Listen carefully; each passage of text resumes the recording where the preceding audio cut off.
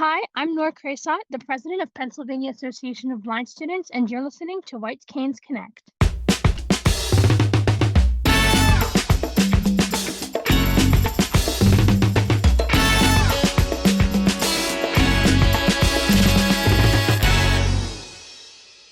Hey there, PA Federation family. Welcome to another episode of White Canes Connect, presented by the National Federation of the Blind of Pennsylvania.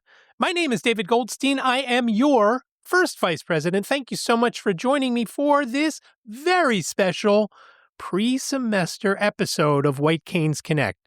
Recently, the Pennsylvania Association of Blind Students held what they called a pre-semester power hour, and it was all about heading back to school. So if you're new to college or you've been there and you'd like some tips on things that you should know and things that you should do as far as accommodations go, as far as what you can do and not do with AI, this is the episode for you. We have President Noor Khraisat, Vice President Leen Khraisat, Secretary Rose West, and Treasurer Dauad Yasar, all here to talk about what you should be ready for when you head back to college, probably in the next week or two. Before we get to the PABS webinar, let me remind you, applications for scholarships for college students is fast approaching. It is the 31st of August, just 2 weeks away. You've got to get your application in by the 31st of August. Go to nfbofpa.org/scholarships. That's nfbofpa.org/scholarships. You've got to fill out a form. You've got to submit a few things. Do all that by the 31st of August so that you're considered for a National Federation of the Blind of Pennsylvania scholarship worth $1,500. Who doesn't need that as a college student? And the students in this seminar will touch on that. For now, let's hear from Noor Khraisat and the Pennsylvania Association of Blind Students Board.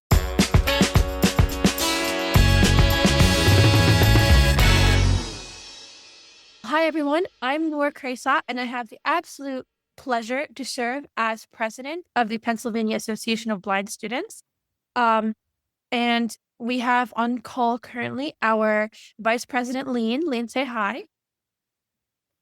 Everyone. We also have our incredible Secretary Rose, who is the one that has been behind getting you all this beautiful Zoom link so we can get this party started. Rose, if you can unmute to say hi. Hello. And then we have our unparalleled cool Secretary Dauad. Unmute and say hi. Can I hide He's me the up here? treasurer. Awesome. Hello, Not the guys. secretary, he's the treasurer. He has the money, so we gotta be nice to him.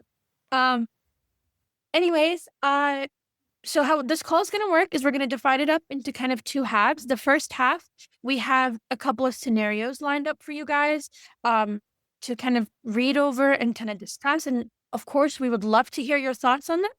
And in the second half of the call, we're gonna open it up to any kind of college-related questions that might hop into your beautiful minds. Anything you've wanted to know, anything like that, we would love to hear from you. So, whenever I get the green light from my beautiful board that we are good to start, we will get started with our first scenario. I feel like we could get started. We have 13 people in our meeting right now. Awesome. Okay. Just another reminder, as per NFB policy, when you want to speak, and we hope you do because we'd love to hear your thoughts, just unmute and say your name and then wait to be called on before you start to tell us all of your amazing thoughts. So our first scenario, I want you to all imagine yourselves in whatever kind of college class environment you're in. You're walking into the lecture, you're excited to learn, and then 5 minutes before the class is supposed to start, your professor is like, guess what, guys? We have a pop quiz today, and it happens to be on this weird website that's not entirely accessible with your screen reader. So I kind of want to hear from you guys. What would you do? How would you approach that kind of situation? And how would you communicate with your professor? Just anything that you kind of have to say about this particular scenario. And you can unmute, just say your name and then like what you think. Also, I do know some of you personally, and I will not be afraid to pick on you a little bit. So just saying. Dawood, would you like to get us started on this one? I would love to. I would, man, it's tricky, because I haven't been in this situation particularly. I would say that I would speak to the professor, see what we can come up with, what other strategies we could use, and if that professor does not agree, then there's nothing really I can do until I go to the disability office and get some advice / get an advocate for myself. Interesting. Does anyone have any opposing or agreeing points to Dawood? But go next because I've not had the situation Go like ahead, happen Reed. to me specifically, but like I think if you want to be it's just as any successful college student, regardless of disability, you have to be proactive rather than reactive. And I remember for a class I took last semester in the syllabus, it mentioned that we would be having pop quizzes. So for the introduction, I came to my professor and I introduced myself. I said I have like visually impaired. So if we were to have like any pop quizzes or anything like that, if you have pop quizzes or anything like that, make sure to let me know in advance, or you can't let me know in advance, but like to give me an opportunity to take that quiz after class or during office hours, or take it alternatively on paper if it's on a website that's not accessible. And we kind of worked something out. I mean, luckily for me, he never assigned any pop quizzes. I think he just put it as a scare tactic. But yeah, I think just discuss it with your professor preemptively, like before anything happens, because you never know. That's a great point because I do want to mention that a lot of my accommodations that I requested, or at least one of them, is that I am I already know what the content will be beforehand, so hopefully that surprise will not come, because my accommodation requests that I know beforehand what all the classes will be like or what's to be expected. Yeah, and you can definitely request those types of accommodations. To the people that are just joining us, the scenario was that if you were, or actually, do you want to discuss the scenario? Because I feel like you discussed it better than I could. Of course. And I would love to hear, like I said, from the room in general. So you walk into a college lecture and your professor has decided to give you all a pop quiz, and it happens to be on a website that is not accessible. What would you do? Just unmute and talk. We would love to hear from you. Also, if you have any stories where you're like, actually, no, this did happen to me, this is what I did, or this is how I felt, that's more than welcome as well. So probably what I would do is I would go to the disabilities office and see what they can do. Or maybe I would like find a different way to do the quiz, since the website wouldn't be accessible. This is Nathaniel. Yeah, similar to what Dad was saying. I have in like my accommodation request that like I get the content in advance. But I'd also probably just like flag it with the professor and just say, hey, this website isn't working, and see if there's an alternate way of doing the content, or if there's a different time of doing it to try to find that give time to make something that is accessible. And for the two people we just had pipe up, would you guys be willing to share who you are and maybe a bit about your academic background? Like if you're in a specific year of school or where you might attend? Oh, yeah. Yeah, my name's Nathaniel. I'm from Westchester, Pennsylvania. But I go to Harvard College in the southeast of Pennsylvania. And I just finished my first year, going into my sophomore year. Woo! Rising sophomore! Studying computer science and disability studies. Wow. And this is Kinnick. And last year I graduated high school, and this year I'm not doing college, but I might do college the year after. Well, it's tough to see. But this year I'm going to the Kansas State School for the Blind. for their transition program. Awesome. I mean, that's being a type of student in a way as well. So Yeah. Yes, I'm looking forward to it. Exciting, yeah. Does anyone else have anything Just- they'd like to add? Oh, I'm sorry. I was just gonna say, just for the sake of time, we could get to scenario 2 if you want. We got a few responses. Yeah, sure. Leen, would you like to present that one for us? Of course, but I feel like, I mean, Rose mentioned that like you guys might know all the board more personally. I'm not in NABS, so I feel like I should introduce myself. Leen, I'm an incoming sophomore, finance and accounting, double major at Duquesne University from Pittsburgh, PA.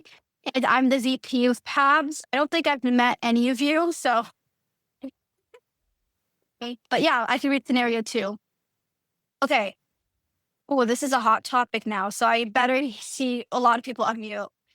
Your classmates are using AI to summarize readings and organize notes. How do you decide what's helpful, what's ethical, and what helps you learn? And that, I guess, extended it to, like, what are your thoughts on AI? And, like, I know that this is the hot topic. Anyone wants to jump in? Speak now. This is Yasar. In a lot of my classes, AI is either I think in the community there's a very like anti-AI bias, and I have a lot of the classes where AI is prohibited or banned. I personally think that AI is not a great learning tool. Like the things that AI are good and bad at do not are better for people who already know what they're doing rather than people who are learning. But for like taking, I guess that's more in generating content as opposed to like taking notes. But yeah, that's usually usually this AI isn't really used at my college a whole ton. You go to Haverford, right? So it's like more like liberal arts, would you say? Yeah, there's only Yeah. about 1,400 students. Yeah. It's a really cool school. I almost applied. But yeah, that's pretty cool. I mean, I definitely think AI is definitely a hot topic. I mean, does anyone want to add? Like, I'd love to hear because everyone comes from a different background. Like, I come from a more businessy background. I mean, you come from a computer science department. Is anyone from like a humanities like area want to kind of pipe in and talk about it a little bit? Hi, I'd like to talk about it. This is Steven. I have been just in the regular like workforce for the last 3 years after high school. I'm starting a degree in psychology, and I don't necessarily know how people really use AI in my college because I haven't started yet. I start on the 31st, but I personally would only use it in a very controlled setting where I could control what information it's given and spitting back to me, because AI has a tendency to hallucinate a lot and just kind of lie about factual information. Yeah, I heard about Not that. necessarily 100% true. And like it has the same bias as human beings because it's given human information. So I would be really cautious. Like if anything, I would give it my notes to then summarize further instead of keeping them long and detailed, because that's usually how I like to type. And I know that that is going to save me time, but I haven't really used it too much, so I'm not sure. Thank you for that. You can go, Rose. I think also an important part of this conversation for the lot of us as blind students is that we just sometimes run into the situation where AI is used as a genuine accessibility tool. And especially like, say you've been given something in class that has a graphic that isn't accessible and the Office of Disability Services is out for the day. Like it's no longer their hours. You could wait for them to be open, or you might put it into something like Be My AI to kind of produce some type of description. And I think that knowing where to toe the line there is really important for us, again, as blind and visually low vision students. But also, kind of what you were saying, Nathaniel, is that a lot of times in different campus cultures, the understanding and the approval of AI can vary greatly. So I know some people, because AI is primarily an access tool, can get pretty defensive about it when they're in a community that's like denouncing it a lot. So I think that kind of opening of nuance, especially for us in our unique situation, is really important to highlight. This is Noor. I'm going to step in to kind of just echo everything that Rose said. She just said it with such a eloquence and nuance that is really, really important. I will also kind of always say you'll use whatever tools will make things more accessible for you, but obviously keep in mind plagiarism policies. Keep in mind that AI, even when you ask it to describe graphs, it will just make up information sometimes. So I think just the communication with the professor that like, hey, I used an AI to tell me what this particular picture is, or I used AI to be able to extrapolate the numbers from this particular graph, and just have that level of communication, because you don't want to get in any kind of academic misconduct because you are generally using it as a tool. And I think we all are smart enough to realize when we're using it to interpret information and to make things more accessible versus when we're like, hey, can you just do this set of problems for me? Yeah, echoing what you said, I was actually talking to a student like today because I do orientation at my college. And he asked me about this. He was like, how many people do you know at school got flagged for using AI? And like, what's the culture around it? And I kind of said what really Noor answered. Like, it's really up to the professor. You kind of have to use your discernment when you're using it. So like if I'm using ChatGPT to like help me with anything, I'm going to go first run it by a professor. I'm like, hey, I use ChatGPT for this reason, and this reason. Is that okay? And if you made the professor aware, first of all, like if it put it through the AI checker and it like flagged it for AI, like the professor's like, oh, this person read it over with me, that's fine. And it also allows for you and the professor to have an honest to God conversation about their AI policy. And if you really need it for accessibility reasons, how they can help with that. And most of them are pretty cool about it as well. This is Dowd. I want to also add that AI is becoming like in everything. It's integrated in almost every website page or website overall, every application.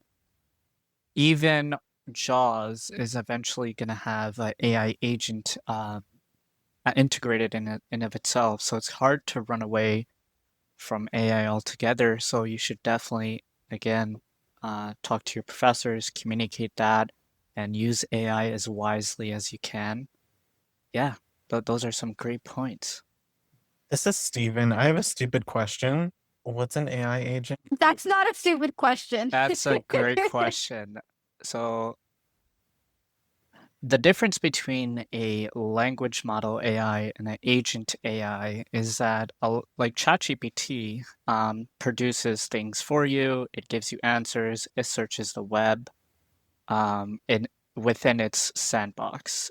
Agent, however, is something that can get access to your computer and make folders, files, extract information, convert it has access to your computer, so it can do anything that you can do, maybe even definitely at a faster rate.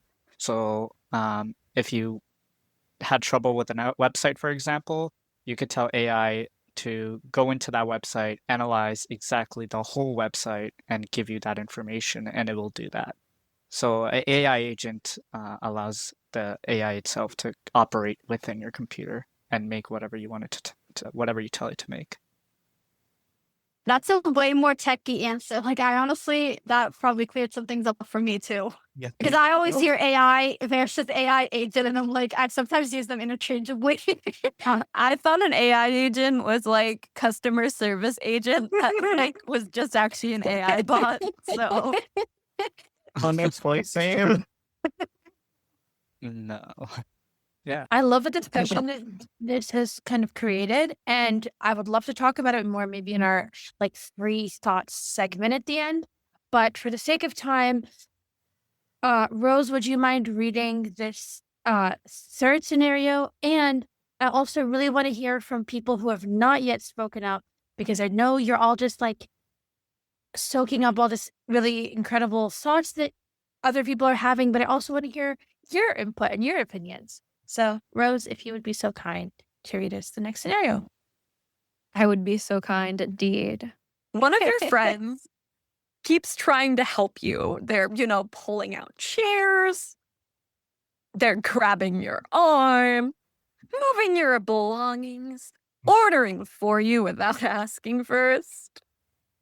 When you attempt to bring this up to them, however, they retort and they say, I'm genuinely, literally trying to help.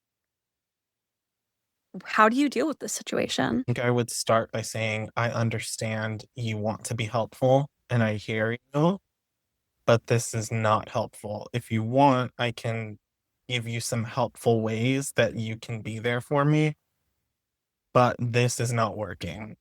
Just because I think it's important to acknowledge that they feel like they're helping, but not dismiss them wanting to be there. Xavier, hi everyone. I'm new here. I would say, if it were me, I would I would have a one-on for one thing, I would talk with them in private, so like one-on-one, and I would let them know, hey, look, I really appreciate the fact that you're trying to help me. I don't mean to repeat what Steve said, but I would say, for one thing, I would describe my vision loss to them, because a lot of people when they hear visually impaired, they automatically think blind, and I'm not totally blind. I have some vision, so I would let them know exactly what my vision loss was, and then I would tell them, hey, before you do anything, especially grabbing my arm, because like, you shouldn't, I mean, that's a phenomenon that's not very good.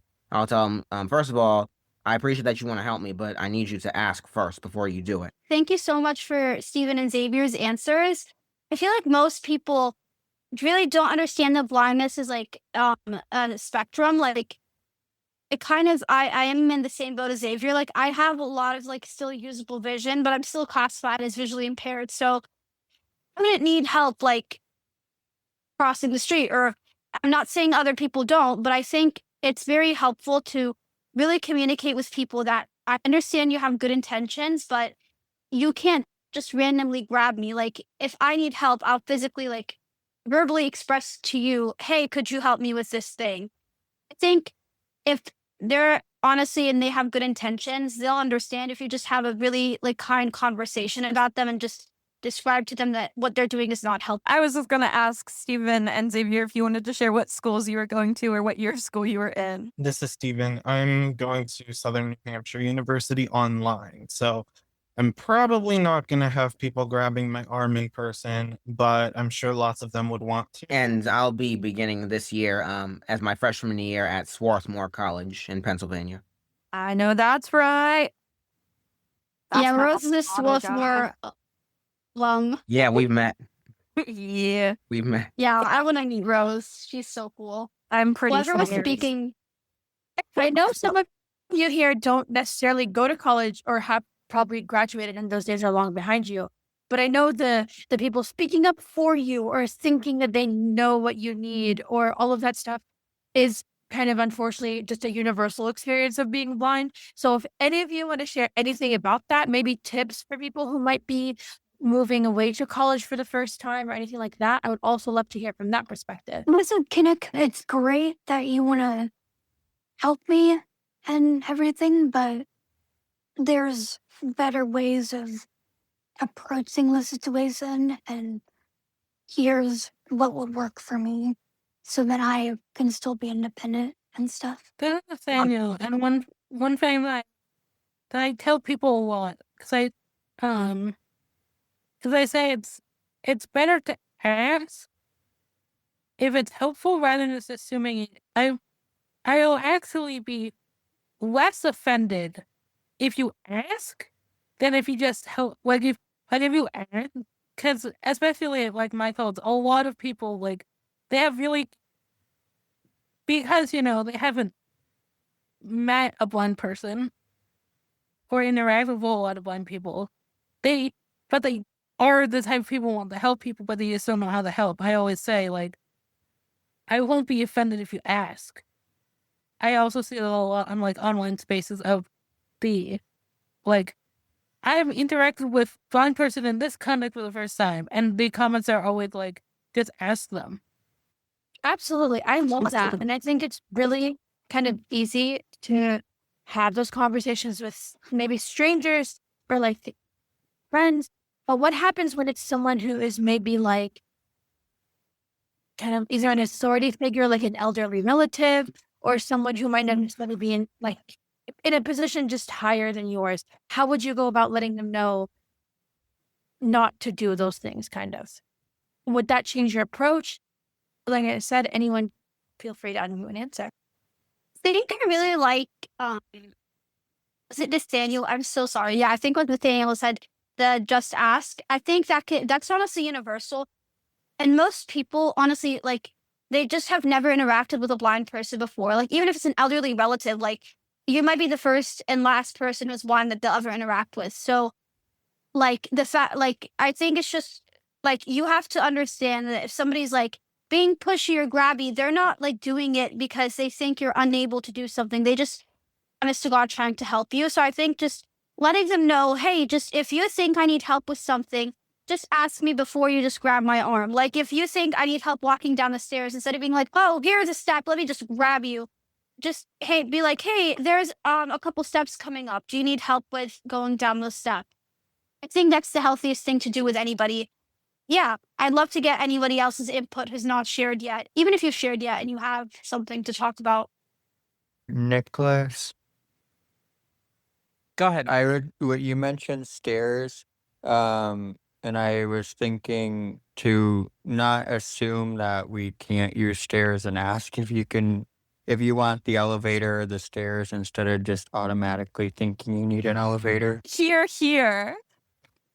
Also, to add on to Nicholas's point, I think it's also, even at airports, like, don't assume that someone needs a wheelchair. Oh yeah. That Absolutely. happens all the time. DHL.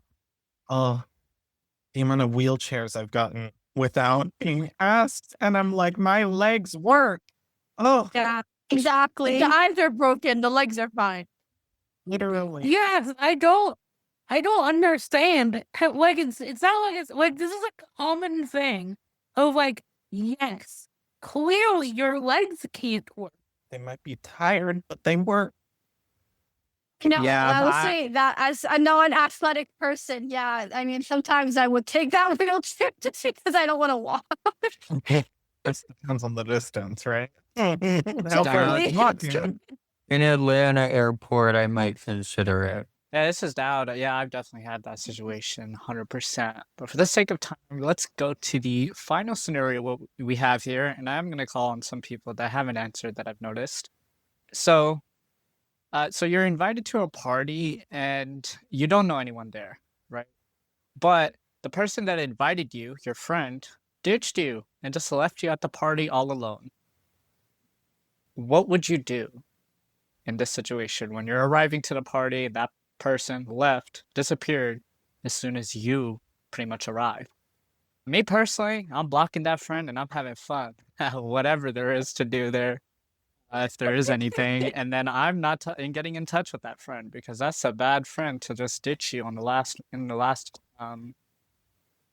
minute. Also, unless they have a good reason, if they have a good, reasonable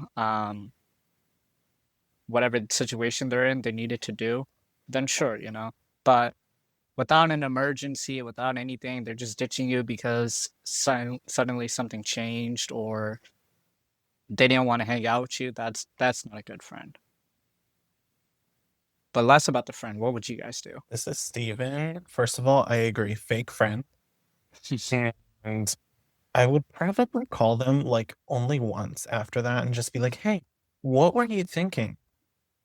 And then if they didn't have a good reason, bye. But honestly, like, we have so many tools now with technology to like get home from the party with Uber or Lyft or call a friend. Like, I wouldn't be too worried about it just because I tend to be pretty independent. Like, even if I don't think I can do something, I'm gonna try it. You know what I mean? Like, so it's not to me like the biggest deal, but in terms of the friendship, yeah, that friendship would probably be dead. 100%. I agree.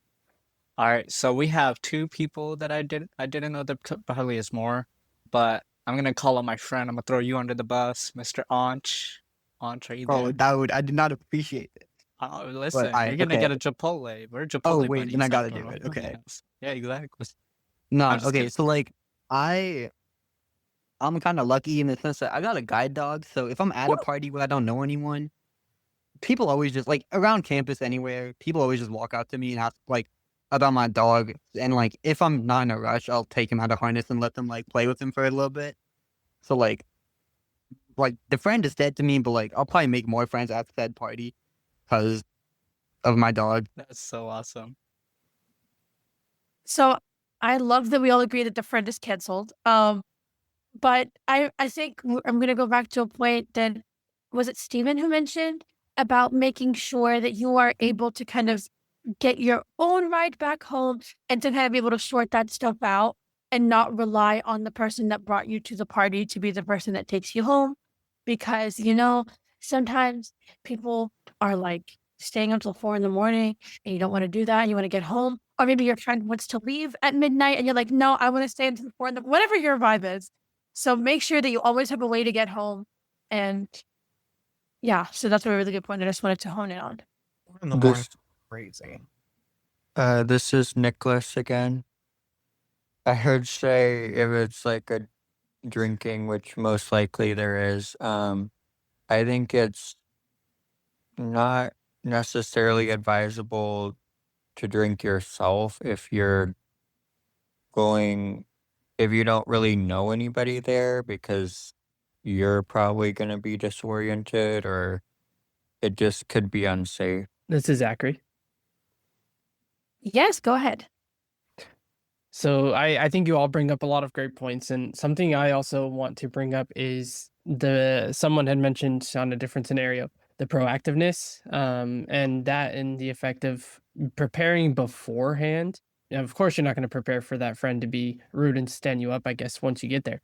But having an idea of, if you're say going to a major, like a conference type of ballroom area that you're familiar with, or trying to understand and familiarize with the area, the setup around the party, especially when you get there, asking hopefully said friend before they ditch you to give you a lay of the land, so to speak, to know where the drink table is, where the restrooms are, that kind of idea, or even try to find people around. But I think that having that proactiveness would definitely go a long way, especially being ready to have as much fun as you can. Yeah, 100%. I like that you brought in the different scenarios you could be in, like instead of just a college campus party thing, you're going to like a conference or something, and that is very different, or could be different, because there's, depending on how big that conference is, you know, there's a lot more people, there's a lot of confusion,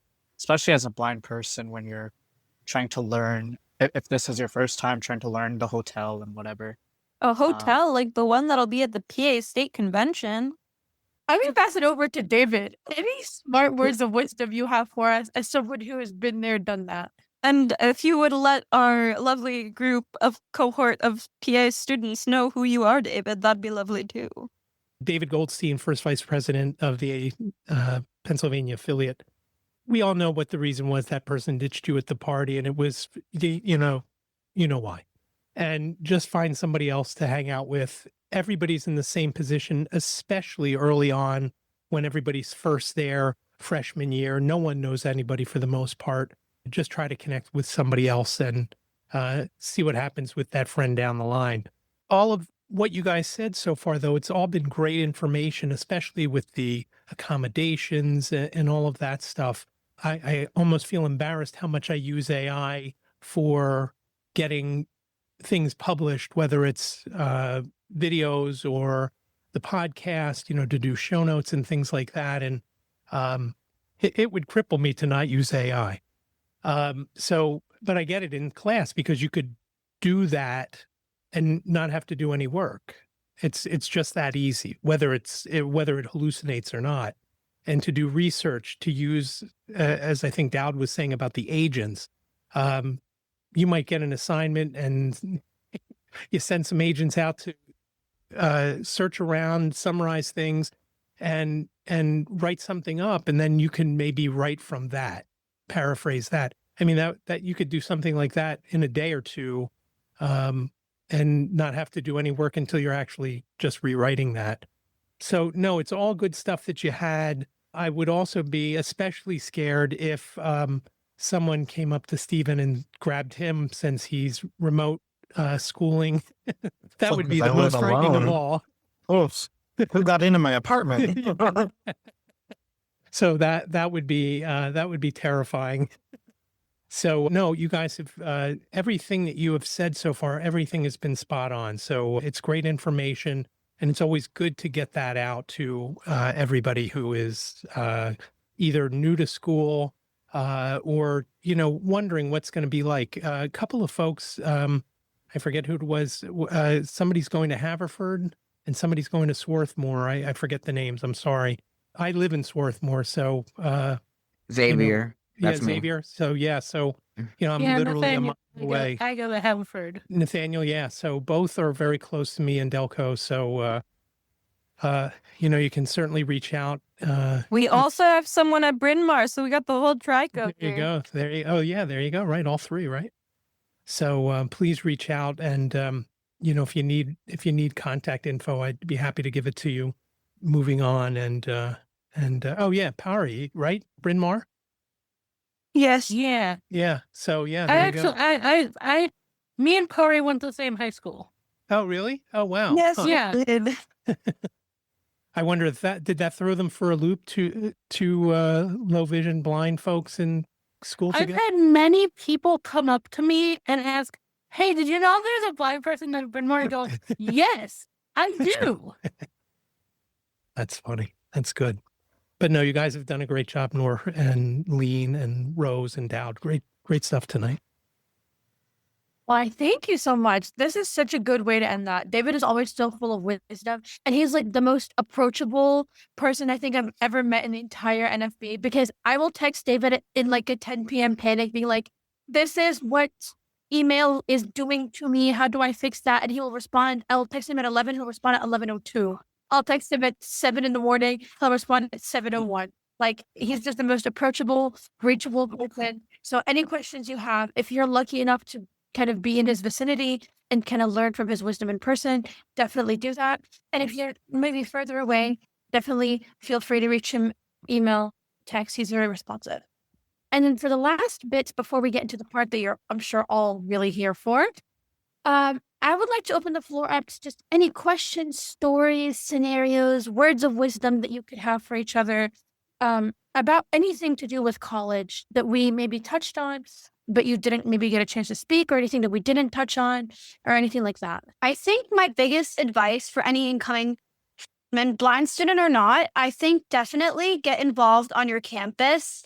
Like, there is, like, I can speak for my college, but I think every other college is like this. There's like hundreds of different activities, social clubs, societies you can join, like, for the nichest of like reasons. Like, if you want to get involved with things related to your major, there's like hundreds of clubs for that. If you like to crochet, there's probably a crochet club. If you like to video game, you can join a video gaming club. I don't even know. Like, there's just hundreds of different clubs, like a book club, music club, whatever. And I think that is the best way to find your people, and the people you really like are gonna stick with you for the next 4 years, because like not every student is going to be there. It's not going to be like a giant lecture hall. It's just going to be like a small cohort of students that have similar interests with you. So it's the surest way to make friends. So I think just get involved on your campus. Don't be afraid. Like, everyone is new too. So just talk to everyone and get involved. Nathaniel, speaking of that, there is usually, for like incoming students within the first week or two, there's usually like a club fair where it's have like all of the clubs is kind of talking about it. Yeah. And even if you're blind, I just kind of like, I would just like walk around, and I could either like Me ask them too. what the club was about, or I could just like hear the context of them like giving their spiel. Yeah, and And, they like give you sometimes free merch too. So And like just hearing the context, I could just tell. And at least when I did it, I was able to move around because I was just like laid on in a giant circle. So I just kind of moved around in a circle rotation. I remembered when I got the clubs I was at the beginning, so I knew when I had gone all around. But my main advice is just like, just get, like, you never know what you never know what connections are going to come up again. You never know, like, you never know what interactions or who's going to be, like, your new best friend. So like just try to like reach out and like just try to get connected as much as possible, because you never know like what relationships may form. Yeah, I agree. And honestly, with the club activity fair, like at least in my college, there's like some clubs have like free food. So like even if you don't want to join, like remember like the chess club was like giving out cookies. I don't play chess, but I'm like, yeah, I'm taking a cookie. So like just walk around for that reason too and just chat with people. I just think getting involved just helps you find your people and like helps campus kind of feel more like home, because it can be like a really overwhelming big place. So just finding your people, finding an activity that you like really makes it feel your home. But yeah, does anyone have anything else? I kind of have an answer for this because I've been through it a little bit, but for those of us who have experienced online school, college, whatever, what are some of these aspects we can apply? How can we apply that to online campus? I would say that one thing for us always to also be aware of is, even if you're not on campus physically, or even if right now you might not be at college, there's a lot of resources in your own communities to be aware of. So where I can't speak to the ability to join clubs, for example, if you are doing online schooling through your campus, there's definitely clubs and community spaces within your own community you're living in. So wherever you are, there's going to be opportunities to find and meet people. And there might be opportunities to find and meet people over Zoom, such as, I don't know, through the Pennsylvania Association of Blind Students, but some different opportunities in that way. I think one thing that's really important, again, to bring it back to some experiences of being blind and low vision, is that it's always going to be the kind of minority experience, especially in a higher education setting, because the majority of people in the world are not blind or low vision. And we're also underrepresented when it comes to the higher education space. So being aware of existing in a space as someone who's blind, low vision, and what that might mean to you, and how that might change over your time at school. For me, it was really important. I learned to embrace just being blind. I fell in a ditch my first week at campus, and just those learning, growing moments are really important. But also talking to other people about it. Because as was mentioned earlier, a lot of people probably haven't met someone who's blind or low vision before. It's a Yeah, very awesome, agree. comprehensive response, Rose. I totally agree. Now, I had some experience with online schooling in the past, with community college specifically, and everyone's college experience is going to be different. But for me, like, it was, I was kind of missing the in-person contact, and prior to that, I did only high school, so I can only go based off of that. But there was just something about online schooling that was kind of making it hard for me to be motivated too. So that's why I'm choosing to now go to in-person schooling. But yeah, thank you for that response. I was just wondering what other people's experiences have been so far. Oh my gosh, you're all amazing. And I love the idea of kind of finding places that you belong and feeling like included and kind of existing in a space where all that is present is really important, was honed in on by all of you, which is also, to go back to Rose's point, why, if you're a student in Pennsylvania, you should join PABS. And if you're not, you should join the National Student Division. Kind of find spaces online where you can still kind of get that sense of community. Because obviously, like, a lot of us exist in a world where we might be the only blind person that goes to our college. Or if you're as lucky as, wasn't Nathaniel, you might have two. Or if you're about to be as lucky as me and Dawood, you're about to have three, guys, a grand total of three. But it's really cool to kind of have places where you're not the only or one of the only blind people. So what can joining PABS get them, guys? Dawood, Rose, Leen, what can joining PABS get you besides a really awesome It just- In president? my opinion, guys, you will get a whole lot of networking done by just joining PABS, participating in Agree. NABS, there's so many different people. There's an affiliate for almost everything. Or is it Yeah. called affiliate? Yeah, like you have like a teachers, a CS, everything would Parents. think of, there is. So parents. So You there's a also lot get of to interact with David networking, as well. and you get a lot of resources, and a lot of these Yeah. people have been through so much, like David, who knows a lot of knowledge. Man, there's so many things we learned in just like a few weeks. So And the Pennsylvania Association of Blind Students is, again, part of the National Association of Blind Students, which is part of the National Federation of the Blind. And we are also part of the National Federation of the Blind of Pennsylvania. So if you guys aren't familiar with NFB, or I know there's a lot of conceptions about NFB, if you want any clarification or conversation around that, we'd be more than willing to talk about that as well. 100%. And you guys brought up all great things, networking opportunities, community. You heard a little bit about a maybe state convention, which this year is happening in Hershey, Pennsylvania, which is really sweet if you ask me. I'm like, Yeah. I really worked hard on that. Having a little birdie told me that PABS is bringing a giant tub of Hershey Kisses to convention. Yes, we are. More on that later, actually. But Yeah. So who does not want a huge tub of Hershey Kisses? absolutely. And who, more importantly, who does not want a full paid for weekend in Hershey, as well as $1,500 that you can spend on college? I mean, I don't know about you guys. Do. Me too.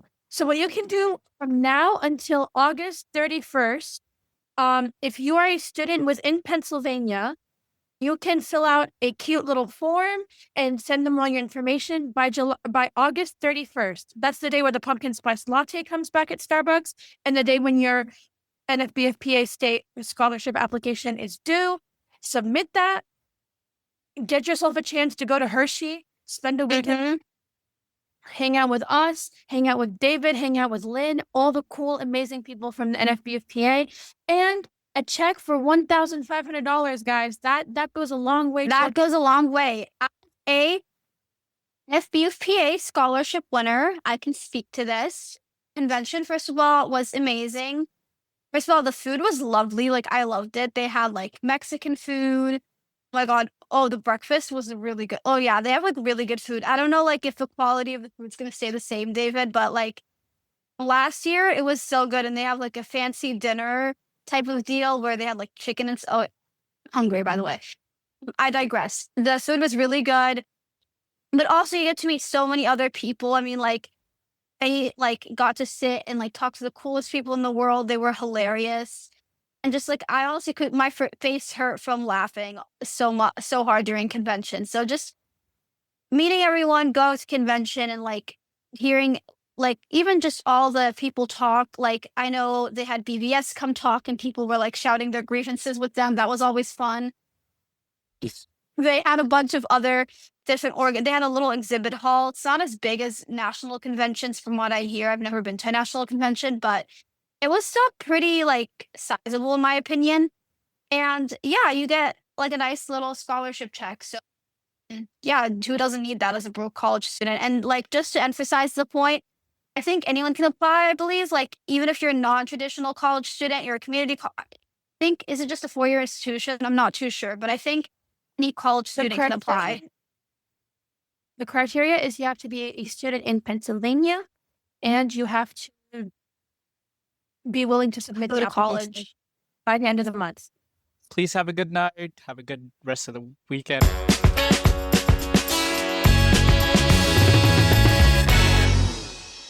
Thanks to Noor, Leen, Rose, and Dauad for putting that together. What a fantastic program they've done. That's the second they've done this summer. Expect more from them in the future, but a great opportunity to learn about what you need if you're heading off to school, how you can advocate for yourself in the classroom with your professors.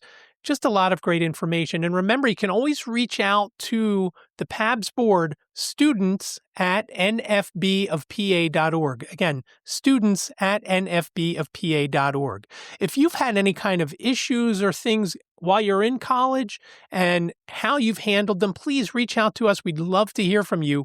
whitecanesconnect@gmail.com. That's whitecanesconnect@gmail.com. Better yet, why not send us a voicemail, 267-338-4495. You've got up to 3 minutes.